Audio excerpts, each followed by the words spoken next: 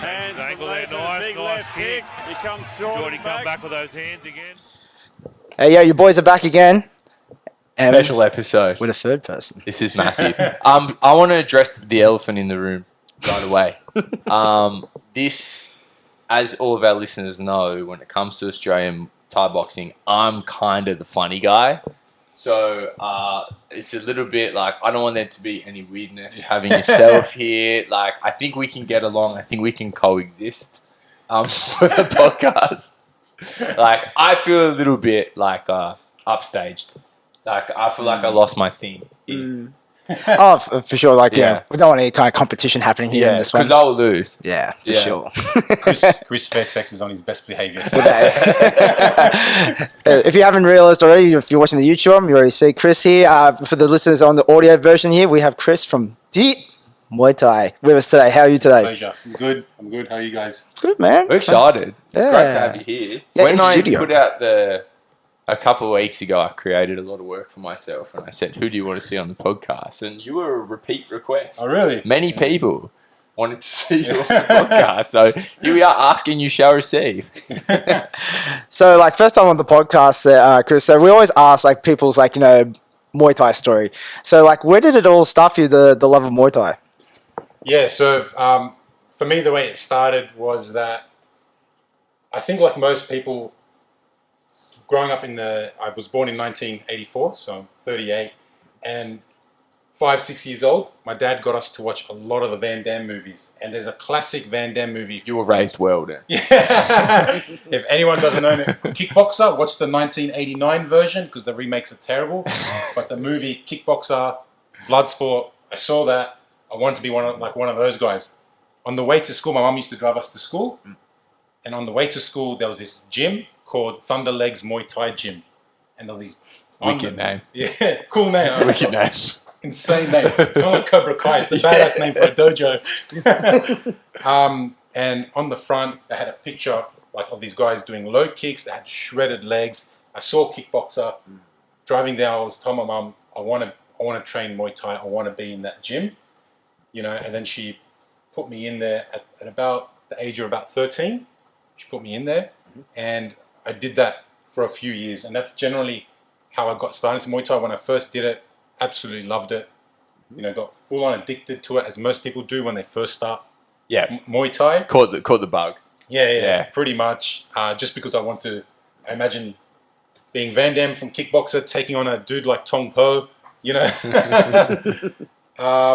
And then from there, over the years, I went on and off into Muay Thai because of school, work. But that's generally how I got into Muay Thai. And just to, I guess that's how you got involved in Muay Thai, and of course people know you for your online content. This is one I've heard a bit from from following you that I'd like to get into and kind of draw. You originally started kind of creating online content about yoga, right? Yeah, that's right. Yeah, not many people know that. Yeah, that's right. Yeah. So how did you sort of find yoga, and what was the plan around that? So what happened was that I had a training stint in Muay Thai that went for a number of years. I think it was from when I was 25 to 32, and I was training ridiculously hard, 4 to 5 times a week. Yeah. And it got to the point where I was 32 and I was fit, but my body was just banged up. Yeah. I was sore because training in a very stupid way, because I loved the training, it's all I thought about. And what happened is I was at a restaurant one night, and I was having some dinner with my friends, and there was a girl sitting across the table from me who now ended up being my wife. So yes, I picked her up at the restaurant. I'll teach you that one day, everyone. I can imagine there was some dudes watching. Were like, whoa, teach me. So I met her there. I was at the cash register. I was trying to get a toothpick out. Couldn't get it out. There was a line behind me. She got it out, and she's like, "Oh, is this what you wanted?" And I grabbed the toothpick. I'm like, "Yes, it was." And I walked outside, and she walked outside, and I went up to her and I started talking to her. And then she ended up being a yoga teacher. And I was telling her, yeah, my body's I train Muay Thai. My body's very, very banged up. I'm quite sore. And then she goes, all right, we'll start yoga with me. And then, we'll see how you go and you progress. And then I took a break from Muay Thai. That I needed a rest. Yeah. You know, 7 years. It's like 7 years of hard training. I just needed a rest, and I fell in love with yoga at that point because I felt amazing every morning. You know, after a hard Muay Thai training session, you wake up the next day and you feel all sore. Yeah. Like your traps are sore, your hips are sore, and then when I was doing yoga, I felt really good the next day. Yeah. Every morning, waking up. So then I continued that for 5 years. You know, until I got back into Muay Thai again. But that's essentially how I got into yoga, and then I've discovered Instagram. Yep. And I was talking to my Terrible wife. mistake. Yeah. And I was talking to my wife. I'm like, hey, we could use Instagram to make an online yoga platform to help people such as myself who are struggling with pain in their body, and to use yoga as a gateway to help them live with better pain management or no pain. You know, something that's better. So that's essentially how I started with yoga content. So I just started pumping out a lot of yoga content. Yeah. At that point. And when you're making the yoga content, was it in a similar vein to the Thai boxing content? Like, did you have funny yoga videos? No. Or was it all educational? No. It was the most boring and shittest content you'll ever see. And that's how I learned how to kind of do the Tick Muay Thai content. Yeah, Like, okay. I posted yoga content from 2015, I think, all the way to 2020, and it's the most shittest content you'll ever see. It was educational, but it was very boring. Nothing I said was wrong. It was just like, It wasn't something that was going to draw us. So, it wasn't impactful. Yeah. It was insightful, but it wasn't very impactful. Was it like I don't know? Was that you had to hide your character from those yoga videos, and then now it's coming out more in the Tick Muay Thai realm? Essentially, a bit. I know what you're saying, because a lot of them they do that as well. But essentially, the Tick Muay Thai is more my character. With the yoga, because it was that type of community, I was trying to come across as like very serious. As in, like, you know, this is what you got to do to have better mobility in your hips. The importance of breathing through your nose. The importance of sleep. And all that. It was very like educational. Like, it's meaningful content. Like, it's genuinely valuable content. It's just not like consumable. People like stupid shit. Yeah. Like, it's not like catching someone's eye as they scroll past. It's just like, oh, that's very valuable. Anyway, show me a cat video. So, like, when did Tick Muay Thai get incepted? Then, like, when did it start taking off, or like, what was the original idea after the yoga stuff? Then. Yeah, so what happened with the Tick Muay Thai was that when all the lockdowns happened, and you know when you stop Muay Thai for a while, I don't know if anyone experiences this, you start to get an itch for it at some point. Yeah. I miss it, I want to get back into it.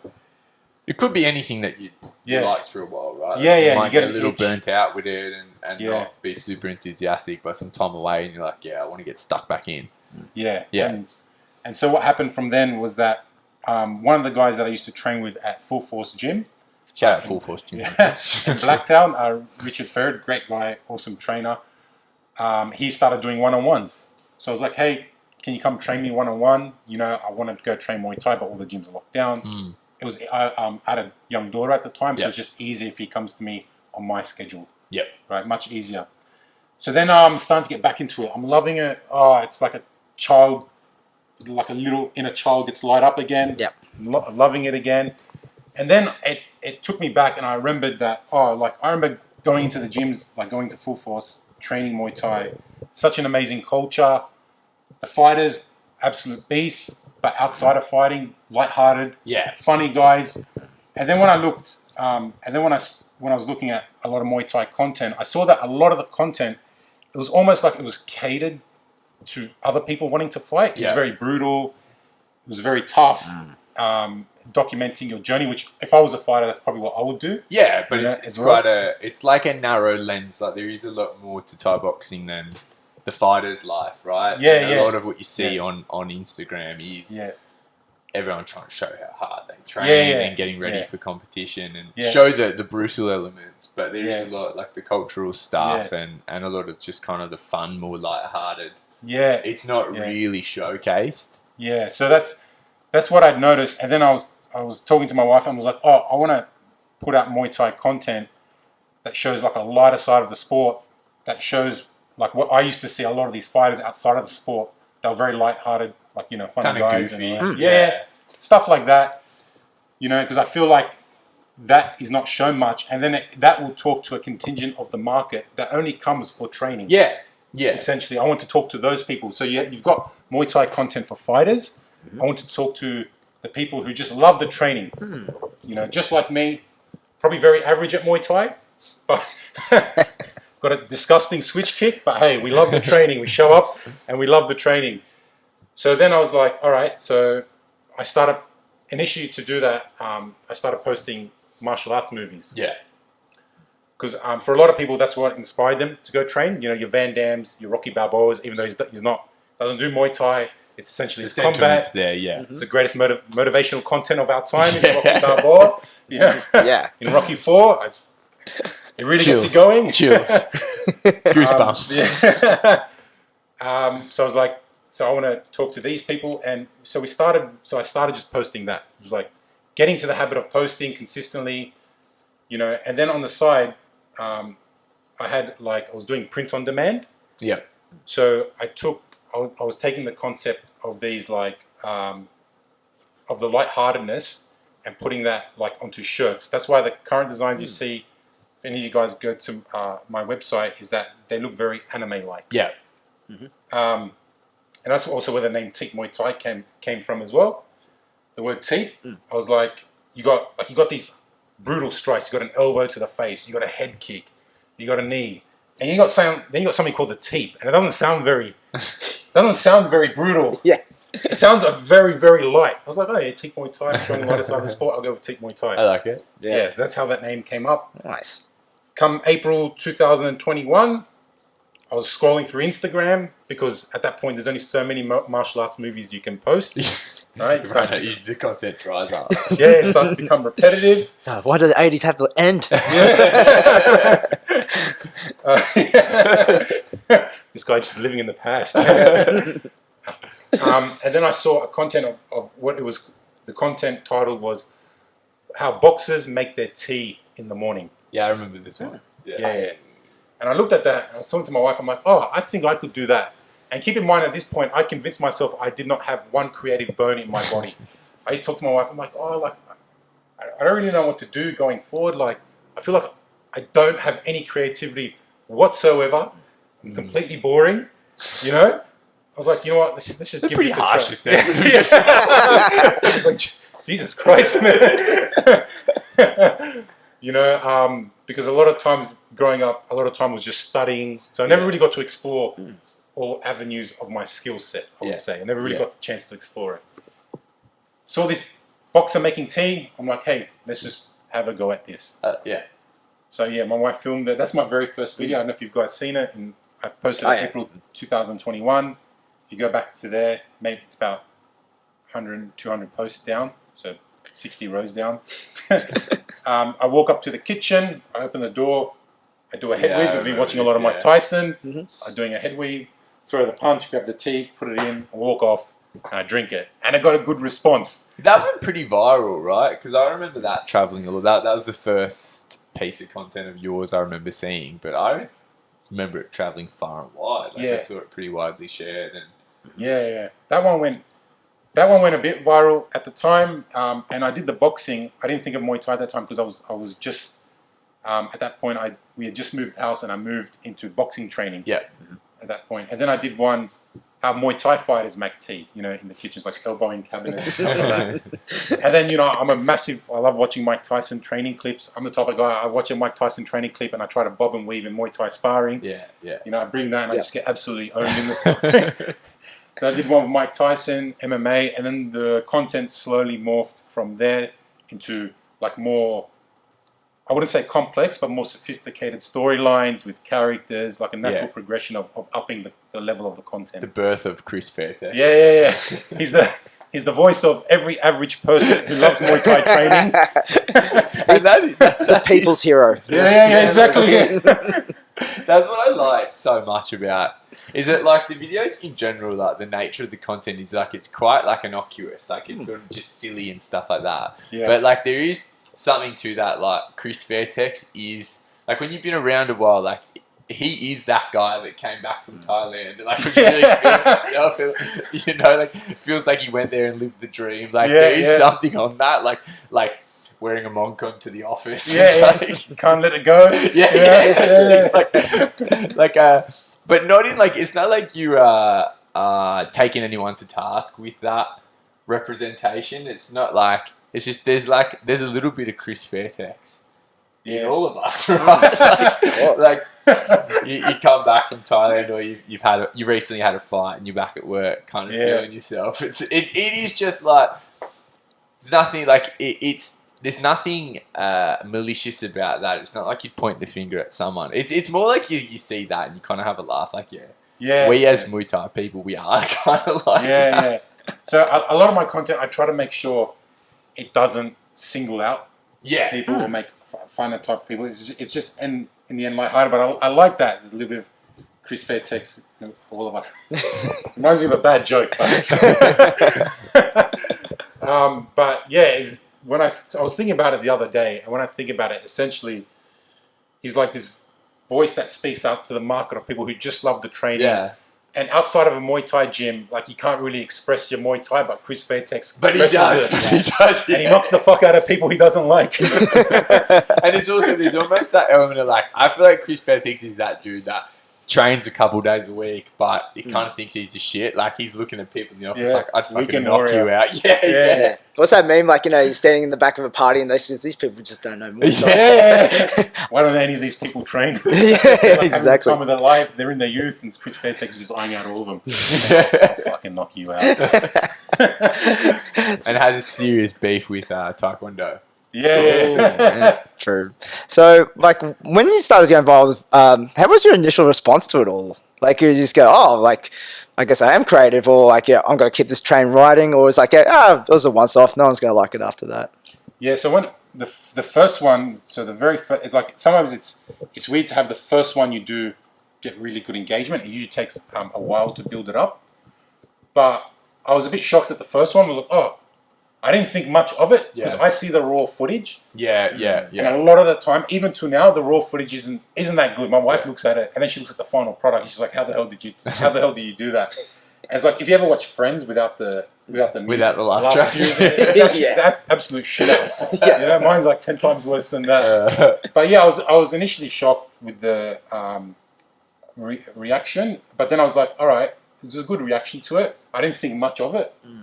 But I was like, I'll just keep it going. I'll just keep on the initial stream of the theme, which was like Muay Thai in your house, because at that point I could only film inside my house. And then it was just one after the other. I was quite shocked at the engagement. I'm like, all right, there must be something here when everyone's saying, man, I do this as well. I love Muay Thai. And when I come home, I can't help but when the fridge is open, just throw a pizza in the fridge or knee it closed or something like that. And I kept it going. And then there was one piece of content I still remember where we sort of upped it a little bit. That was the one I remember where we started to have a little bit of a storyline to it. And if ever you watched Rocky 4, of course. Who are you talking to? You have to be sick with yourself if you haven't seen it. We were just canning the episode. I watched Rocky 4, and after when he has that discussion with his wife, he's at the stairs, and she's like, "You can't win." Yeah.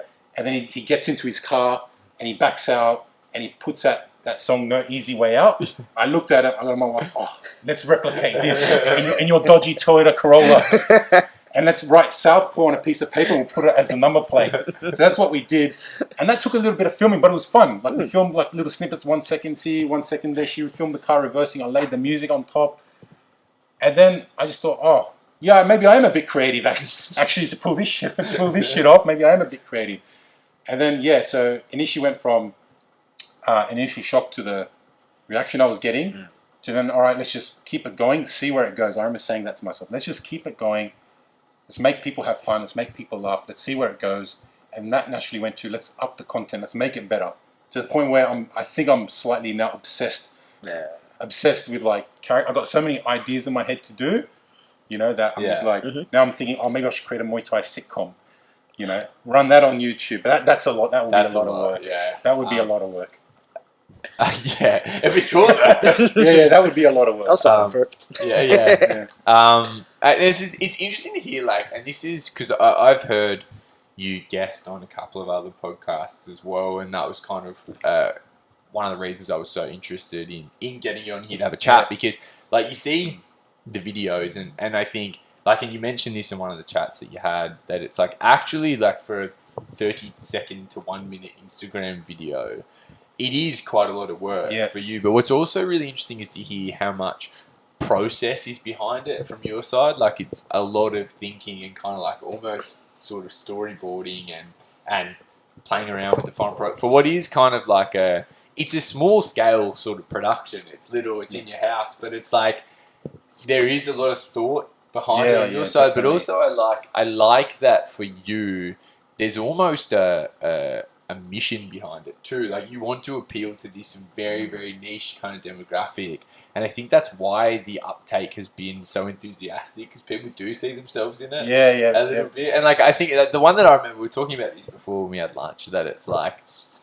that skit of like when you're just trying to have your lunch at work and everyone wants to talk to you, because like for me, I'm like, you know, like and like we were talking as well, like I work in a corporate environment. Like, the idea of being a professional Thai boxer is like, I'm a fucking unicorn. No one quite gets it, and like they do want to like, and like I remember watching that video on Instagram, and you take out the food. Like, what were you eating in the video? It was tuna and white rice. Tuna and white rice. Sounds like a typical fighter's meal, I assume. And it's just got that. You know, the collar next to you, eating healthy for your Muay Thai training, and you're like, I just want to eat my lunch. And fuck, I've been there. Yeah, with that type of content. So what I try to think of is I was thinking about this like a while back. Is like, how do I actually put it together? Is I think of three things. I think of a relatable situation. Yeah. You add the Muay Thai spice or twist to it, and you come out with an absolutely ridiculous or illogical outcome that would never happen, but people want it to happen. So me like knocking out your coworker, out of a coworker, is something everyone would want to do. You know? And I was like, and then within that content, it's like, all right, so we've done that, but we have to like evoke, like the content also has to evoke emotion. Yeah. You know, it has to get someone wanting to watch it. Oh, this is funny. Like, whether it's laughter, happiness, sad. I did a sadness one as well. It was funny, but happiness, you know, laughter. So then that comes down to the way you deliver the lines, you know, all that stuff, but also the theme itself. But imagine for a lot of people, they love Muay Thai so much, they would love to do it for full time. Yeah. But for a lot of people, you know, you have to work as well. Yeah. So that's where the emotion, evoking the emotion comes from. You know, it's like, I get that. Yeah. I have to work in an office as well, and I train talk Muay to Thai. people about my fucking and tuna. fucking people making comments left, right, and center. Oh, that Muay Thai. How's that Muay Thai treating you? It's like, fuck off, Leslie. I don't feel like talking to you today. All right. And I got to give them funny, like dorky names. Yeah. Like, you know, Leslie, Eugene, Todd, things like that. No disrespect to any of our listeners whose names are Leslie or Eugene. Just change it. Actually, that's another call out to the listener base. Are any of you named Leslie or Eugene? Hit us up. If we have any Leslies or Eugenes in the listener base, I want to hear from you. Yeah, and make sure you tag Tick Muay Thai as well, for sure. So, I like, still apologise.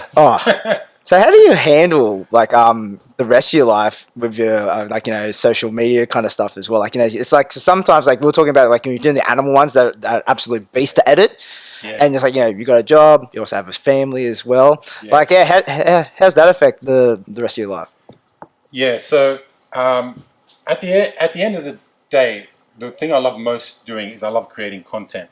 So in order for that to happen, we got to plan when the content creation happens, which is like Monday to Friday. You know, 3 hours Monday, 3 hours Friday. We batch film, you know, and then I've got to set time aside, you know, a few hours a day editing. You know, I think it's about 3 hours a day, you know, editing. Except for those animal defense ones, like sometimes they just like, I come out of that. And I'm just like, oh my god, I'm just tired. I just don't want to think about content creation. I just want to.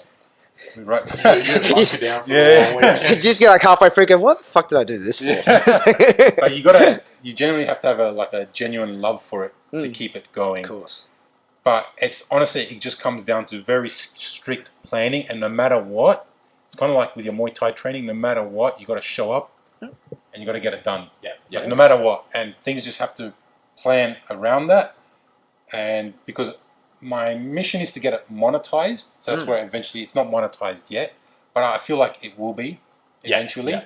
So that's my Because mission. the audience is like reasonably large and quite engaged now. Like there's room to monetize. Yeah. So eventually I want to get to that. So I see that end goal. I see what we're doing now, and a lot of times on social media, it's very hard to grow a community, like an engaged community. Yeah, harder than ever now as well. Yeah. Yeah, and we're sort of like already doing it. So it's just like, all right, let's take this serious. We've got to plan things around it. So Monday, Friday, we're filming. I wake up a little bit earlier. I still get my sleep, good amount of sleep, but I got to sleep early. I wake up a little bit earlier to then like, because I like to talk to people as well. I don't like to be the type where I post stuff and people engage to try to talk to you and I don't answer to anyone. Yeah. It comes back to like, you're not just trying to produce content, you're trying to build community. And if you're just firing shit out there and then just not engaging with anything that comes back, that's not community building, guys. Yeah. So then I wake up a bit earlier. Then I talk to the people. I spend about an hour answering comments, messages every single day. So it just comes to honestly like rigid planning that has to be unbreakable. Yeah. And this is always the kind of thing I'm interested to get into. Looking at, you have grown so quickly and built such an audience that you're starting to think about monetization. Do you see that as like, do you want to own that monetization strategy in terms of, do you feel like you will start to become a producer of, say, merchandise or something like that? Or do you more feel it will be kind of affiliate marketing, endorsement based, like, or a combination of both? Is that something you've started to plan out? Yeah, so I have. So essentially, the creator economy, I think today is valued at, I think it's 100 billion. Yeah. And it's going to be one of the fastest growing in the next 5 years. So I wanted to get in that early because I found something that I absolutely love doing. Yeah.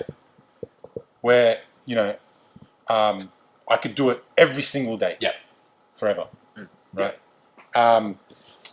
So with the creator economy, the typical revenue streams are your merchandise, which can be big, like if you invest time into it, which I've just started to do now. I've gotten a designer who's put together more designs. I'm gonna have someone redo the website, stuff like that. So it's better. I have to find someone with better shipping times. And then on top of that, you do have your affiliate marketing. Is another revenue stream. The biggest ones tend to be the brand endorsements, which I've been, I can't say yet, but which I've been in talks with a couple. So they're in talks. I'm in talks with that. But they're generally, the brand endorsements is your main one, and the merchandise is okay, but it's generally the brand endorsements. And then on top of that, because I love creating content, I just want to make the YouTube. I plan to grow my YouTube because then I want to receive revenue from that. And when you combine all these things together, so not one on its own, except honestly, the brand endorsements can be big on its own.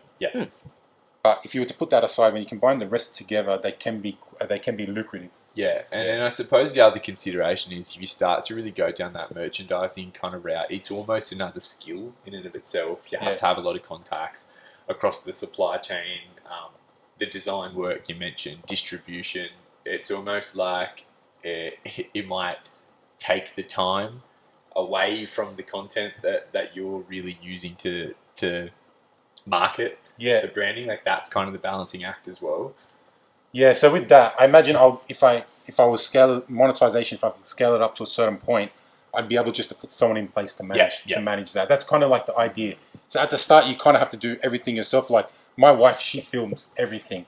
But I imagine that when I get it to a point where I can monetize, I can bring someone else in to film all that. So she doesn't need to do it anymore. So then I can just simply focus at my key strength, which is creating content that people love, and they come and watch it and they get like free value, which is just laughing. It's having a good time. But that's essentially where I'm headed down. I like in the next few years. And how crazy that, like, just from something as innocuous as like, this is how a Muay Thai fighter makes tea. Like now you're talking about how to turn that into a revenue stream. I never would thought it when I first started it, and because my wife, she's in that real yoga space where it's like believe in yourself.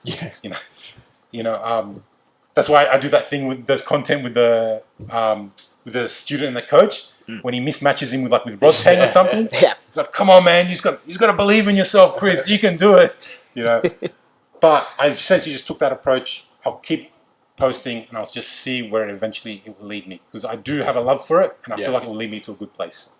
Yeah, and like we were talking, and we won't get into detail because I think there's a bit to be announced, and I'm not a snitch. So, but you're now starting to talk, of course, you're here speaking with us. You speak very well. Yeah, thank you. Quite an articulate gentleman. And I know as well, like, you're at a point now, you were at a couple of the fight shows last year. You were at 1774, at Hardcore as well. Like, started to kind of pop up. And now, for where you're at, people want to see you when you go to these things. Like, you become quite a personality. People want to get a picture. And so is it a goal of yours to kind of start to be, kind of leverage that position as a Thai boxing personality and start to kind of get on the ground on the presentation side of things and start to, whether it's do interviews or just kind of be around saying stupid shit? When I first started Tick Muay Thai, one of the bigger goals was always to get deeply involved into the Muay Thai community. And I always said to myself, if I was going to make it, this is before I started the content, if I was going to make it, I'd always give back somehow. Yeah. So that was one of the bigger goals, and I would love to get to a point where I could sponsor people, stuff. I would love to get to that point. And I feel like, and for me to get to that point, this is like the groundwork. So the reason is that I do like to go to these shows because I do want to get deeply involved in the Muay Thai community. You know, I want to watch the fighters. I want to see who's the up-and-comers, because I took a long break from training. Yeah. And so I lost touch with it for a bit. And I don't know, like, exactly who are all the in-fighters right now, the people doing well, their names. And so this year, this is what I want to try to find out, and I want to get more involved in the Muay Thai community. And eventually, essentially probably become a Muay Thai personality. Yeah, I like it. Yeah, it's interesting that you mentioned that, kind of like having that little break and not quite knowing the landscape and who's who, because I have had this conversation with your friend of mine, Owen from Warriors of the MomCon, and he was quite similar. He was a content creator for quite a long time, stepped away from Muay Thai for a couple of years, and he often says the same, that like a big part of getting back into creating content for Muay Thai is having that intricate understanding of what's going on, and it's crazy how quickly the sport moves. Like, you can be really like finger on the pulse. If you go away for 18 months, you come back and you really don't know. People come up very quickly, and sometimes people are just chipping away in the background and all of a sudden seem to become the person to watch. And as much, people vanish as well, right? Like all the big, like 18 months is enough time in terms of a general fighter's life cycle that all the big names when you were watching aren't big names anymore. Like, things really do happen that quick. And it's, do you feel there's almost work involved in just keeping up with what's going on? Like, because there is so much, and there's not one standard place to watch Muay Thai. Like, you have to really do a bit of work. Yeah, like, and there definitely is, because then I'd have to jump into YouTube, look at the promos, see a lot of the promos online. That's where they give their information, see who are their main, like, the main fight cards, who are their fighters, what are the fighter records. So there's that work aside. Now that work, it doesn't affect my content, but I just feel like as someone who loves training and loves the Muay Thai culture, it's something I definitely should know. It's definitely something I definitely should be a part of, even though it wouldn't affect what I do on the content creation side, because at the same time, I don't ever want to be someone who's like, this guy does funny Muay Thai things, but he knows fuck all about Muay Thai. Fucking doesn't even train Muay Thai. There's almost a duty. Yeah, and you were saying before, like, 1774, the last show you went to, was like probably like the first show you've been in like about 10 years, and you had a much different experience. Different experience. Like, back in the day, like the St. Barry's Band Club, to seeing it now that the landscape has vastly changed, even like, in terms of like as a spectator as well. Yeah, so when I was going to that, I remember we got the Pinky. He shouted us tickets. Nice. Thank you, Pinky, for that. Shout out to Pinky. He got me and my wife the tickets, and I'm not going there. I was telling my wife, the last time I went to one of these, it wasn't 1774. It was 8 years ago, and it was a wild brawl. Like, It was just fucking brawling, people in the crowds, screaming things like, kill him and stuff like that. And yeah, it reminded me of a lot of the street fights I saw growing up in Fairfield, right?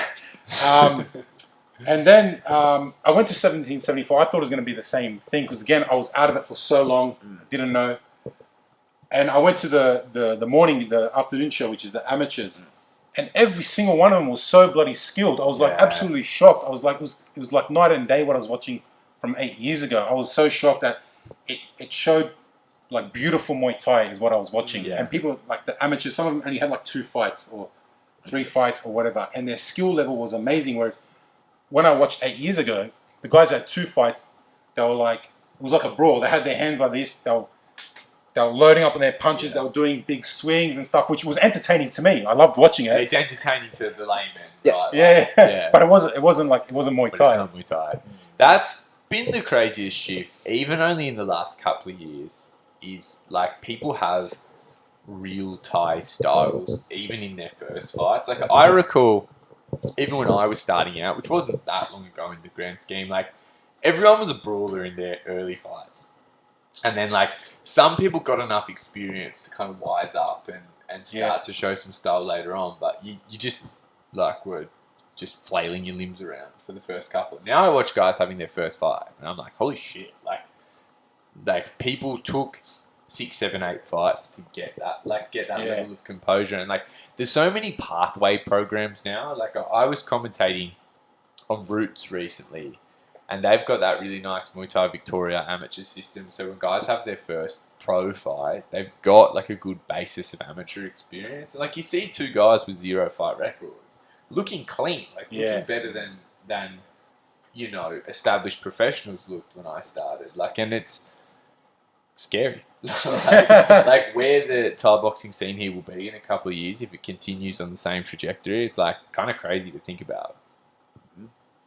Yeah, it's just like a really strong scene coming through. So, going into more of your content creation, so you plan to do a lot more stuff on YouTube as well at some point? Yeah, so the goal I have for this year is I want to really grow my YouTube because I want to showcase the training and the styles of the different Muay Thai gyms around New South Wales first.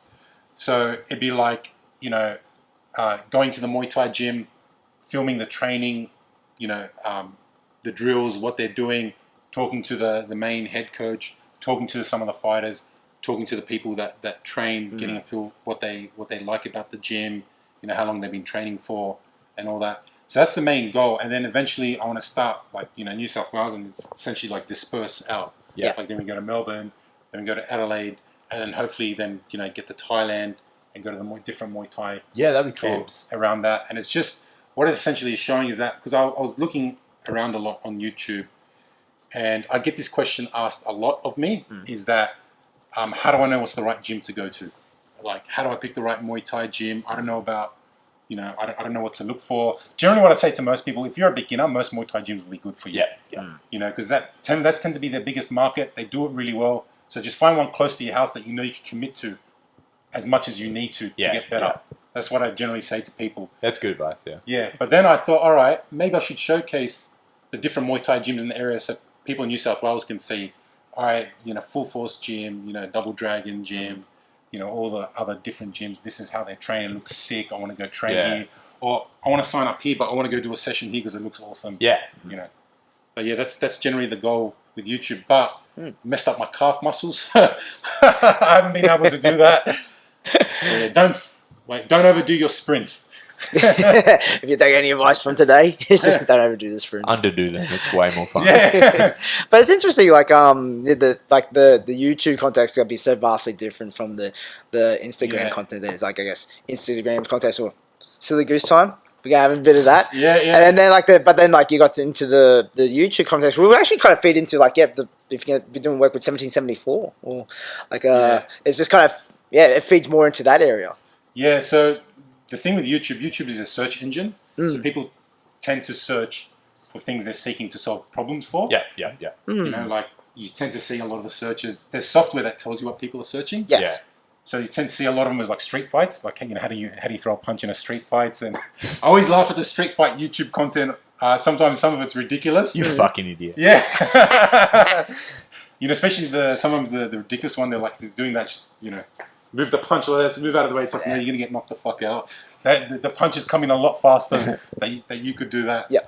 But the YouTube content will be different from the Instagram content. It'll be more serious, and essentially it'll just be because I try to make my content always about like what others want. Yeah. And I feel like for YouTube, this would be a good thing, like a good value to put into YouTube. I might add some humor with some other videos, but like now I'm getting really stretched. Yeah. Because I'm already doing that for Instagram, then I can't then try to make that 45, 50-second clip now stretch it out to a minute and a half, because then I've got to add more things. It's like essentially becomes double the work. And the format kind of changes. Yeah. It's like a lot of that Instagram style of content. It's for Instagram to fit that format. Like it's probably not going to have the same appeal. Like that's kind of like why Instagram came about, right? People have fucking short attention spans. Yeah. Like, but if you get someone to YouTube, there is that differentiation. It's like they're kind of there for something a little bit more substantial. Yeah. A little bit more impactful, insightful. Yeah.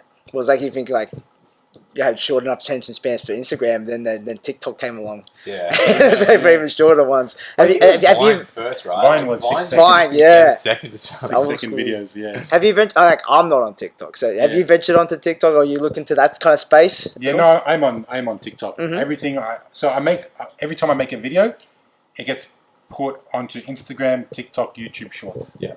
So my videos are on YouTube Shorts as well. But I am on TikTok as well. How do you find they travel on TikTok? I'm not on TikTok either. How do I find how do you find, like, compared to Instagram, what's your traffic like on TikTok? The traffic's a lot. So Instagram, you have smaller traffic, but stronger audience. Yeah. Right? So TikTok is more like vanity metrics. Yeah. It's like you get like, views and rather stuff like that, but there's not really much of a community there. Yeah, okay. Whereas Instagram, like hands down, like if you want a community and stuff, you build it on Instagram. Whereas TikTok, you could build it like a massive. Like I got 186,000 on TikTok. Okay. Right, but I get way more engagement. Wow. I get way more engagement on Instagram in terms of people messaging, has talking, a more substantial messaging platform, chatting about Muay Thai, asking for help. People wanting to fight me, people saying I want to knock you out. Let's meet up. Do you get that, like, genuinely, or is this people that fucking? No, I get that. I get. I can imagine so. Why? I don't get it as much as people would think with a larger account. Generally, most of it is quite positive. I get some shit. Yeah, most of it's quite positive. It's but I get some people who are very like hardcore about critiquing fighting. Where they're like, your punches are shit, your kicks are shit. Like, damn me, I could knock you the F out. But like, you what are they effing basing suck. that off? It's like I would have fought that bad differently. Yeah. You got to move your head out of the sense of line, man. Because it's not like. But it's rare. Yeah. People are just so, like, it's not like you're putting up like pad work videos trying to show off. Like you're trying to be funny, and people are like, "Hey, fuck you." Yeah. So fuck you for your attempt at humor. I did get one. I still remember it was ages ago. It was ages back where it was the pad work, right? And it's average pad work, and it cuts. And you ever watch Jason Bourne? Yeah. And it's cuts, and he's like, "Oh my god." He's like, "Holy Christ, it's Jason Bourne." Yeah. And then I had a guy who was I think he was a boxing guy, full took it serious. He's like, "Man, like, what the hell? Your boxing is shit. You don't even know what you're doing. This and that. You look like, some random guy who's never gotten out of the 80s. Living in the park." And then, like, your trainer looks like he's starving or something like that. Like, my trainer, like that guy, he's 52 years old. He's shredded. He's fit and he's shredded, right? And I was like, who the hell is this guy? This guy's taking it a bit personally. So if someone wants to be petty to me, I can be very petty back. Oh, you and me both. Yeah, I can be very demeaning back. I can be very smart ass back. And that's what I did. And I think it really got to him. So then he kept coming at me. And then he's like, "Oh, you're replying pretty quick." I'm like, "It's my page. I reply to comments, you know." What's that even supposed to mean? Yeah. And then I'm like, "All right, I'm gonna look this dude up," because then he keeps going. And then I found out, oh shit, he works down the road from where I live. I was like, oh fuck. I'm like, should I rock up there? Should I rock up to where he works and go, remember that shit you were saying to me? That you could take me on, and you can, let's fucking do it right now. You know, I was thinking to go do that, you know, but obviously like the logic in me, even though what you see on the content, I would have knocked him out. I would have knocked him out cold, and his wife would probably be crying at home, and the ambulance would come, you know. Yeah. The logic spoken to me is like, no. Cooler heads prevail. Don't do it. You should have just rocked up. Like Muay Thai shots, long time. Like in the background, you can just hear this like those. And it gets stronger. Ding, ding, ding. Door kicks open. Yeah. Chris Fairtex, bitch. Because generally, I find that like with people that what I've known, like growing up, seeing the fights, being involved, is that when you got guys like that, they tend to back down. Yeah. If you intimidate them enough. Yeah. And I remember that happened to me. Like when I'll just quickly tell this story. When I was driving, I was driving to get some Maccas in the morning or something like that. I was hungry, right? I was hungry, and I'm driving, and it's a two-way street, and there's a P plate is coming that way, and this is like pure Chris Fairtex stuff. I actually lived out Chris Fairtex. I used to come that way, like it's probably 18, 19-year-old kid, P plate up, and he stuck his finger up at me for no reason whatsoever. Like no reason. I was like, what the hell? I'm like, you know what? I'm so sick of letting people like this. People do that because they get away with it too much. Yeah, true. Either he's done it too many times and he gets away with it, or the guy's an absolute psycho and he's ready to throw down. But I put my money on the first one. Right? And I was like, you know what? Fuck this. So I slammed the brakes. I did a UE and I fucking gunned after his car. And then I think he noticed me, and we were doing this car chase for a good 5 minutes. And then I got him to a cul-de-sac, and then he went to reverse around, and I sped the car right head on, right into him. I stopped right before, and I got out of the car. So I went to get out of the car. I looked him in the eye, and I death stared him like that. And then he kind of looked at it, and he just put his head down. But what worried me more was that his mum was in the car, and she had the look of horror. Absolute look of horror. People off when you're driving around. Yeah, that's what I mean. I didn't know that the mum had the look of horror on her face, right? But at that point, I remember that afterwards, but at that point I was still in the fucking rage that he flicked his finger up at me.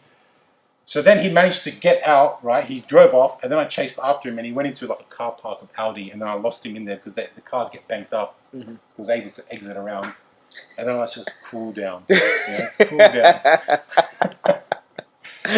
But I imagine it's those type of people who DM me saying, "I'll knock you out," this and that. No, but it's very rare. I don't feel like anyone who's regularly on Instagram, like shooting out that kind of shit, is someone that would ever confront someone. In person. Right? Like it's like I see some of the dumbest shit ever. Like you literally cannot post if you're a fighter and you post I don't understand people's obsession with teaching on it. You'll see high level professional fighter post a pad work video. Oh, you've just got to remember to do this. How can you fucking take yourself seriously? And you look and they got a private profile. They have no posts and 3 followers. I don't know what it is about social media. It's something I've thought about a lot. Just when you give someone that ability to just say something anonymously, I don't know if it's something you're just not important in your life, and that gives you that feeling of I'm gonna tell fucking Floyd Mayweather. I think what it is bad work. I think what it is two things. It's there's freedom from the consequences. Yeah. So you can talk shit as much as you want. Nothing's going to happen to you. And maybe that is it. It's just if you see a professional fighter in person and you say some shit, you might get the fuck beat out of you. It's almost like that. Yeah, the consequence free. Now, look at me when I'm on Instagram. I can tell. Yeah. Tell anyone their switch kick sucks. It's I had this message one time, and these are rare. When I was first growing, and this will happen to people if you're trying to because at the end of the day, social media, I believe, even though there are negatives to it, I feel like the positives do outweigh it if you use it right. If you use it right, yeah. Right, and it is like your remote control to the world. If you build an audience there, it just opens up so many opportunities for you. And I feel like as a fighter, not as a fighter, not me, if you're a fighter, it's something you should look into to get your name out there more. Yeah. No, So, like I think, especially in Thai boxing where we don't have that kind of inbuilt sort of media, it is kind of part of the job. Like if you're a professional fighter, and I think like a lot of fighters could get. I'm certainly not an expert, but a lot of fighters could, I guess, systemize their use of social media a little bit more and just have a bit better of an understanding of just like, we are not lucky like boxing and MMA where like people are going to tell your story for you. Like it's your job. Like if you're a pro fighter, you might not love the whole social media thing. Some people are more into it than others, but it's kind of your job to, if I am just a random person who's interested in Muay Thai, I should be able to go on your Instagram and know when you're fighting next, how I can potentially get a ticket, when you sort of fought last, what your kind of journey is, because like, you're not doing yourself any favors if like you allow elements of your career to just be completely invisible to the public. Like we all have to kind of like tell our own stories to grow the collective story of the sport and feed into that community. Yeah, self-promotion. Yeah. So that's essentially what I see it at. And if you're trying to grow it, when you're initially trying to grow and like you're doing work and you're doing great and it's awesome, you just be consistent and keep going. When you're initially trying to grow, you will get people trying to hammer that down, like coming on saying you're shit, you're not even that good, blah blah blah. And that's what I initially got when I started. I had more of that. I barely get it now. It was more in the initial phases. I would have thought I'd have much more of it now, but it's more in the initial phases where I was getting messages like "you suck, your Instagram sucks." I had this guy like literally like he looked like a pencil neck. Literally, I could snap him, right? That is kind of the model for someone who's talking shit on Instagram. And he's like, "Yeah, you suck. Your Instagram suck." I'm like, "Yeah." I'm like, "Yours does too." I'm like, and he's like, "Oh." And he's like, "Oh, you're offended, hey?" He's like, "He's like, no, dude." I'm like, "You took time out of your day to come at me. I'm just giving something back to you." Yeah, that's all. nice one, nerd. You got him. And he calls up the girl he's been simping over for like 10 years. Yeah, I talked to this Instagram guy, really put him down. I'm really fucking offended. Yeah. Please stop calling me. Yeah. Fuck off, Eugene. Don't call me anymore. Sick. Just check me out in the comment section, you know. Really roasted him. Yeah, that's an interesting point that you make. Like, I think a lot of people won't. Yeah, like, because we've had this conversation from a kind of a couple different angles with different people. Like, I think in Muay Thai being like the smaller scale and kind of the humble sport, there's a lot of tall poppy syndrome when it comes to people who want to be like kind of put themselves out there a little bit more. Yeah, like, definitely is. Like we have lots of examples in Thai boxing of people who are really good with their social media, very strategic with it. They know how to produce content that's going to generate a following, and they get a lot of followers as a result. And I feel as a community, I think the perceptions shifted a lot, but there was a long time where you'd put people down and call them an Instagram fighter or something, and it's just like, it's almost like I'm not popular, so you shouldn't be either. Like we should all suck. Like anyone trying to do a little bit more, or just go a little bit outside the box and try to be kind of interesting. Yeah, there is like, and I think a lot of people won't participate because of that, because you get that response, because it's not a nice feeling to come out and put some work into your content and have someone just be like, "Why are you doing this?" You say, yeah, you definitely at the start you have to have mental resilience, because you do get that, and if you're the type that you get affected by it, like you got to figure out a way. It'll be bad for you, not to get affected it'll by be bad it. for mental health if that's something. I've seen it in a very. Sometimes the comments come in a very like casual way, where it's like, "Hey man, just be humble." You know what I mean? Hey man, you suck. Yeah. So there's direct ones like that. Be mediocre like the rest of us, okay? But I honestly hate that one. It's like someone's when a fighter's done awesome, and he's pumped after the fight, and he's celebrating, and like and maybe he's trying to. Or he or she's trying to get exposure to that fight, so they're building up the story. Yeah. It's like, to do that, you cannot be humble. Yeah. Unless you've already built the name for yourself, right? But eventually, to get to that point, you can't be humble. Yeah. You have to, make it entertaining. You have to build a storyline. Play your part. It's essentially a story. It's an entertainment, and it's exactly like I watch a lot of customized Mike Tyson Yeah. content. That's why I try to do the Mike Tyson styles in the Muay Thai gym. Don't ever do that. You get head kicked. That's what happened to me in sparring. And he says this. What he says is that you got two jobs as a boxer. Is you got to win, and you got to win in an entertaining fashion that brings people to the sport. Yeah. And that's the second part, the entertaining fashion.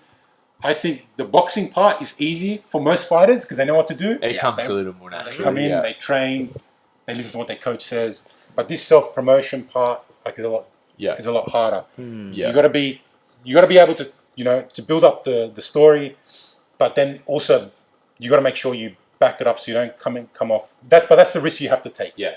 You don't come off looking ridiculous, but I'd say it's a risk that you need to take.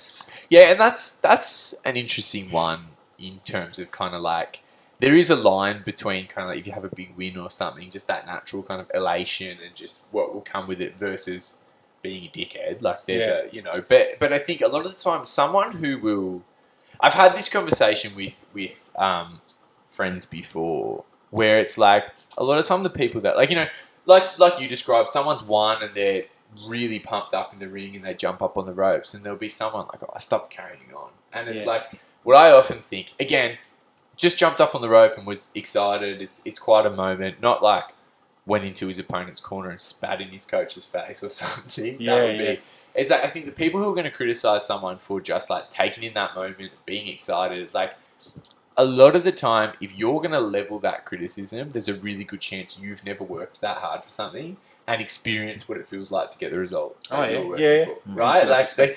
I feel like if you really understand what it is to grind through a 6-week fight camp, an 8-week fight camp, whatever it might be, and fight a very challenging opponent and deal with the exhaustion and push through and maybe get cut and kind of come through to the end of that, if you will criticize someone for kind of like just enjoying that moment, there's a really good chance you've never had one. Because like if you've been there, you get it, right? Like you get what that person's going through, and like kind of like it is something you have to experience to fully understand everything that goes into getting ready for a fight. Like where it's like you don't know what injuries that person brought into the ring, or the times maybe they were going to pull out, it was not looking so good, and especially a sport like Muay Thai where we're all managing day jobs alongside our fight camps as well. There's a lot of stress. Like, just let that person be happy. Right? What kind of piece of shit you got to be like, hey, yo, humble yourself. Yeah. No, fuck you. Do something meaningful. Like when you're in those shoes, like I guarantee you won't be humble, or maybe you'll never be there. Fun random fact talking about that the celebration after the win was that the random fact. I've read like a lot of Mike Tyson. I keep coming back to Mike. Probably got a picture of him up on my wall somewhere. That's understandable. Touch that photo when you enter this room. With Mike Tyson's trainer, they actually wanted him to do the opposite after winning. They told him, don't look excited after you win. You need to come across as when you walked in there, that win was inevitable. And that's I've heard Tyson say that. It's like, I'm not jumping around after a win, so I'm not surprised. That's the way. That's it. Yeah, because like I came here to win. Yeah, that's a good one. Yeah. It's a very interesting mention to have, especially like for, I guess you have that. You give off a certain persona. Like every fighter should have their own personality shine through. Yeah. Like if you're fucking out there kind of guy, jump in the ring. If you're the other one that's like stone cold business, it's like It's like it's almost like WWE wrestlers. You gotta look the face of the heel. And it'll move away from the culture. It will move away from, I don't know if the culture is the right word, but it will move away from the traditional way, I guess, Muay Thai was fought. Because I get it, like, they tend to show, like, there's a lot of respect shown and, and all that stuff. But I think going forward, if you do want to make something of it, you have to self-promote heavily. And sometimes when I talk to a fighter online, right, they'll DM me and I'll talk to them. And then I'll come check out my page, and I'll check out their page. And like you said, they don't really promote that. I don't really see much. I don't know when's their next, fight? What have they been doing? Sometimes it's just like literally a random photo of something, like a skateboard or something like that, and then the way I think of it is that your fighting is like a tremendous risk. Do everything possible, to, you know, make that eventuate to whatever you want it Yeah. to. Whether it's like, you know, you become world known or whatever. And I even get DMs from kids who are like 16, 17. They're like, hey man, I want to become a Muay Thai fighter. First of all, I said, I'm not a Muay Thai fighter. I'm completely the wrong person to ask. But the only thing I can tell you, being around it, is that if 16 years old, you know, if you stay dedicated and consistent, like keeping in mind if they've got like the natural talent on top of that, like you could become one of the greats. But you've got to do things. Yeah. You got to train hard, but you have to promote yourself, because right now, Yeah. from what I hear, is a lot of these promotions, when they take on the big promotions, when they look at fighters, you know, they also look at what eyes they can bring onto that fight. 100%. And it's also like, you think about like kind of the global Muay Thai scene. There's like, at the end of the day, if no one knows who you are, you might be a fantastically talented fighter.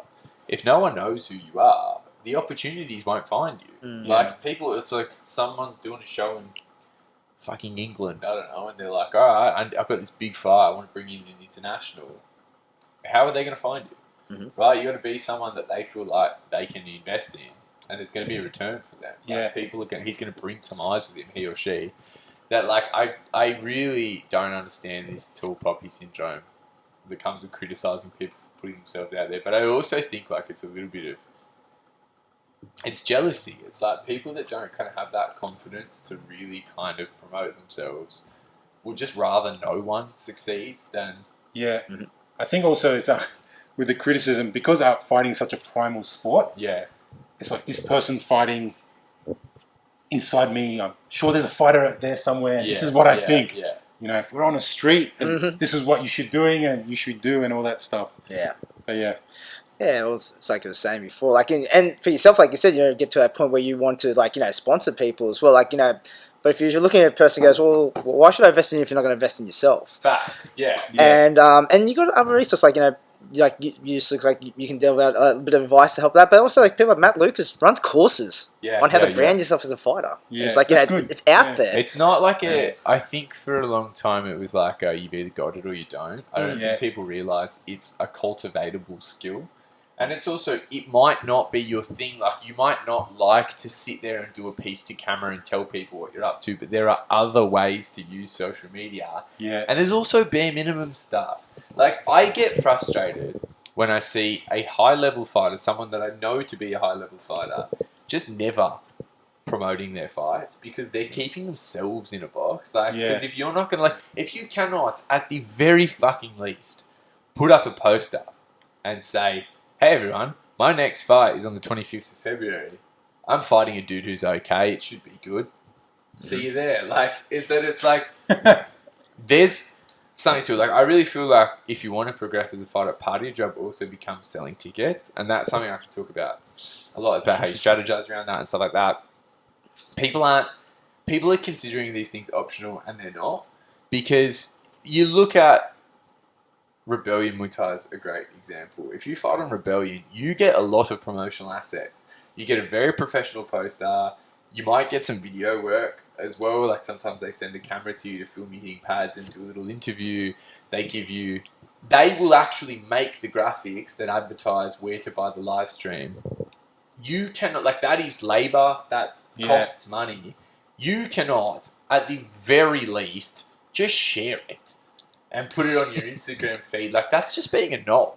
And like, I have known fighters who have gone and made their own graphics. Like, okay, the promotion wasn't great at making posters and stuff like that. And this is before, because we're a lot luckier now.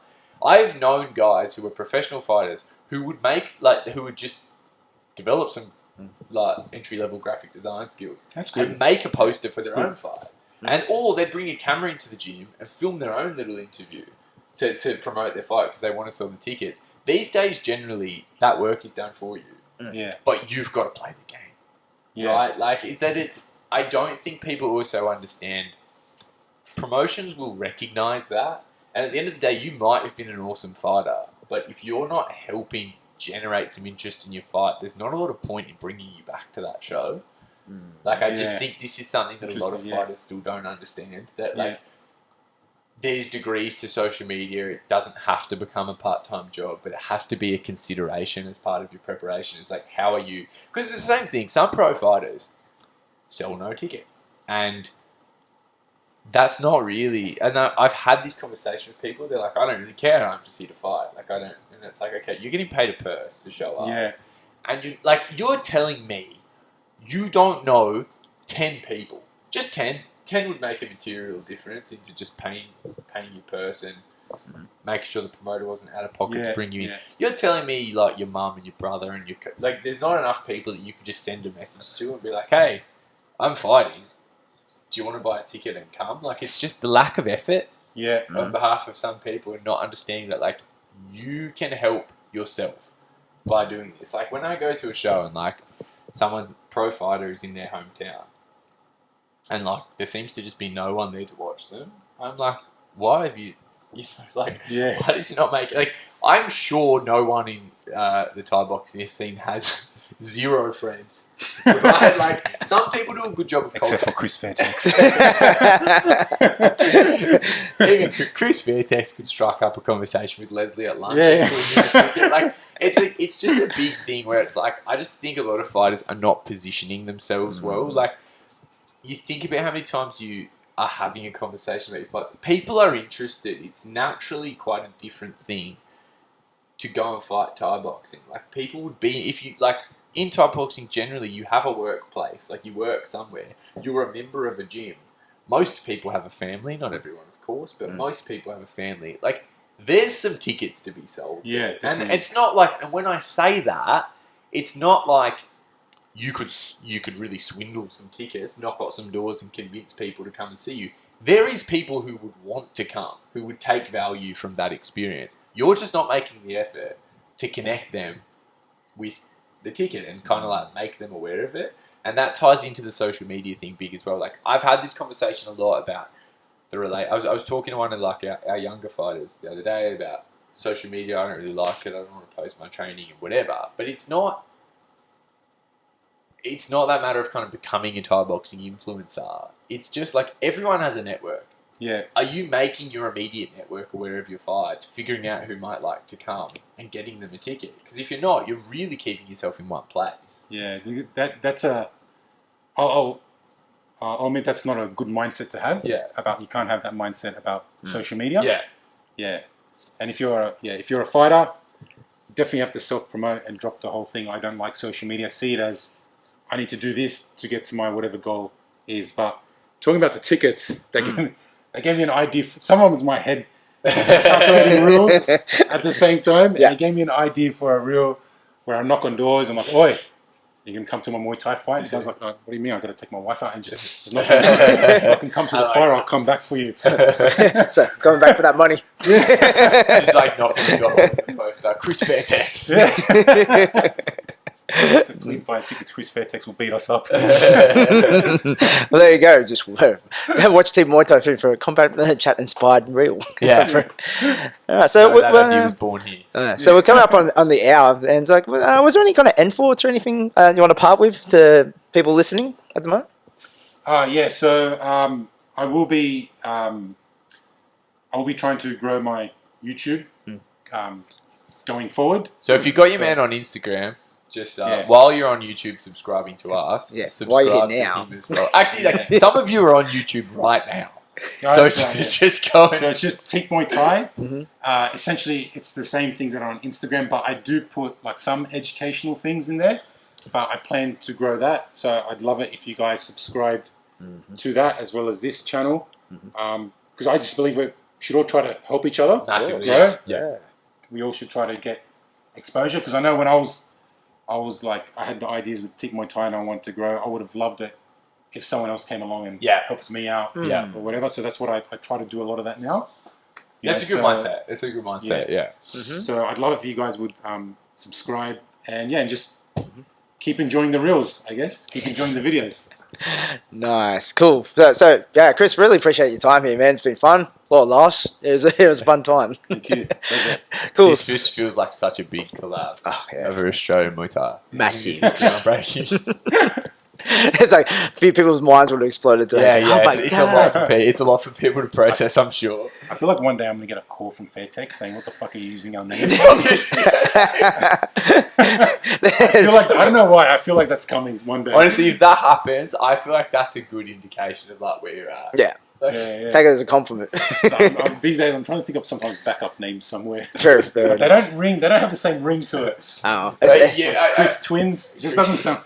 Doesn't But I sound think right. Chris Fairtex works as well, just by nature of like that is like kind of one of those big super camps like that. Yeah. Someone would have gone and visited. Yeah.